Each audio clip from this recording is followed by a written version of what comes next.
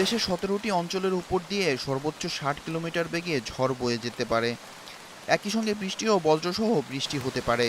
তাই এসব অঞ্চলের নদীবন্দরগুলোতে সতর্ক সংকেত জারি করা হয়েছে। রোববার ১৯ জুলাই বিকেল ৩টা থেকে দিনগত রাত ১টা পর্যন্ত দেশের অভ্যন্তরীণ নদীবন্দরগুলোর জন্য দেওয়া আবহাওয়ার পূর্বাভাসে এ তথ্য জানানো হয়েছে।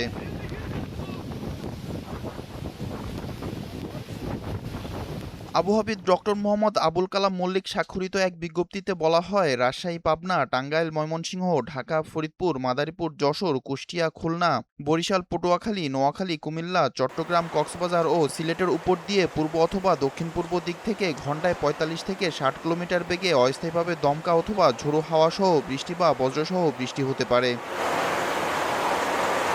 এতে আরও বলা হয়, এসব এলাকার নদীবন্দরগুলোকে ১ নম্বর সতর্ক সংকেত দেখাতে বলা হয়েছে।